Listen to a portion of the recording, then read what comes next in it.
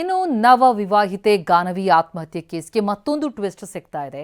ಈಗ ಗಾನವಿ ಪೋಷಕರ ವಿರುದ್ಧವೇ ಎಫ್ಐಆರ್ ದಾಖಲಾಗಿದೆ.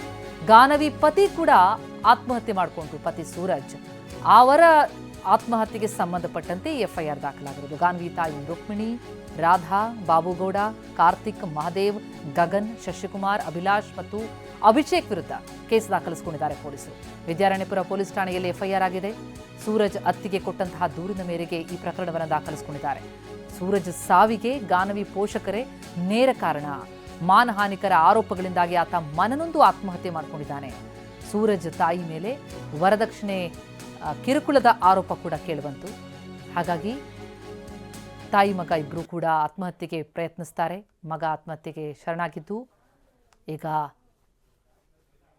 ಗಾನವಿ ಪತಿಯ ಮನೆಯವರು ಗಾನವಿ ಕುಟುಂಬಸ್ಥರ ವಿರುದ್ಧವೇ ದೂರನ್ನು ಕೊಟ್ಟಿದ್ರು. ಈ ಆತ್ಮಹತ್ಯೆಗೆ ಗಾನವಿ ಪೋಷಕರೇ ಕಾರಣ.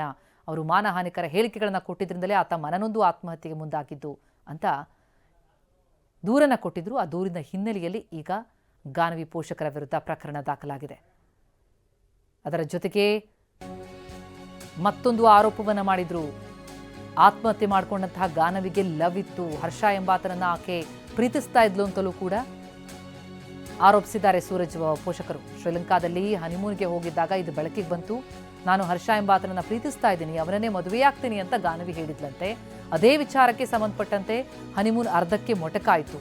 ಲವ್ ವಿಚಾರವನ್ನು ಮುಚ್ಚಿಟ್ಟು ಈಗ ಗಾನವಿ ಮೃತಪಟ್ಟ ಮೇಲೆ ಸೂರಜ್ ಮೇಲೆ ಆರೋಪ ಹೊರಿಸಲಾಗ್ತಾ ಇದೆ. ಗಾನವಿ ಸಹೋದರಿಂದಲೂ ಕೂಡ ಸೂರಜ್ಗೆ ಜೀವ ಬೆದರಿಕೆ ಬಂದಿತ್ತು. ಹೀಗಾಗಿ ಎಲ್ಲ ವಿಚಾರಗಳಿಂದ ಮನನೊಂದು ಸೂರಜ್ ಆತ್ಮಹತ್ಯೆ ಮಾಡಿಕೊಂಡಿರುವಂಥದ್ದು ಈಗ ಸೂರಜ್ ಪೋಷಕರ ಆರೋಪ. ಎಫ್ಐಆರ್ನಲ್ಲೂ ಕೂಡ ಇದೇ ಸೂರಜ್ ಆತ್ಮಹತ್ಯೆಗೆ ಕಾರಣ ಅಂತ ಉಲ್ಲೇಖಿಸಲಾಗಿದೆ.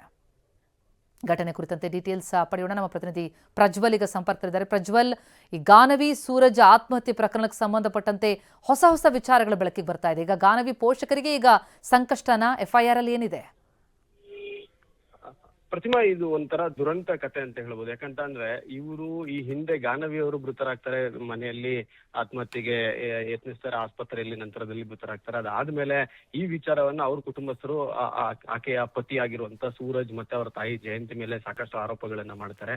ಆ ಆರೋಪಗಳು ಬಂದ ನಂತರ ಅವರು ಇಲ್ಲಿಂದ ನಾಗ್ಪುರಕ್ಕೆ ಪರಾರಿಯಾಗಿ ಅಲ್ಲಿ ಒಂದು ಹೋಟೆಲ್ ನಲ್ಲಿ ಆತ್ಮಹತ್ಯೆಗೆ ಯತ್ನವನ್ನ ಮಾಡ್ತಾರೆ. ಅದರಲ್ಲಿ ಸೂರಜ್ ಸಾವನ್ನ ಅಪ್ಪಿದ್ರೆ ಮತ್ತೆ ಸೂರಜ್ ಅವರ ತಾಯಿ ಜಯಂತಿ ಇನ್ನು ಆಸ್ಪತ್ರೆಯಲ್ಲಿ ಇರ್ತಾರೆ.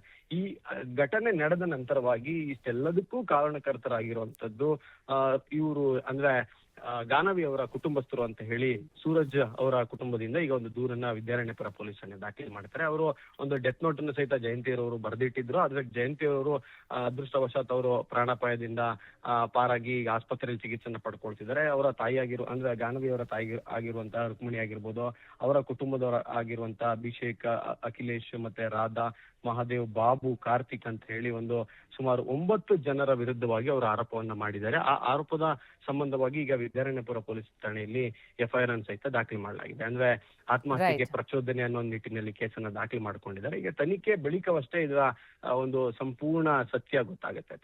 ಥ್ಯಾಂಕ್ ಯು ಪ್ರಜ್ವಲ್, ತಮ್ಮ ಮಾಹಿತಿಗೆ.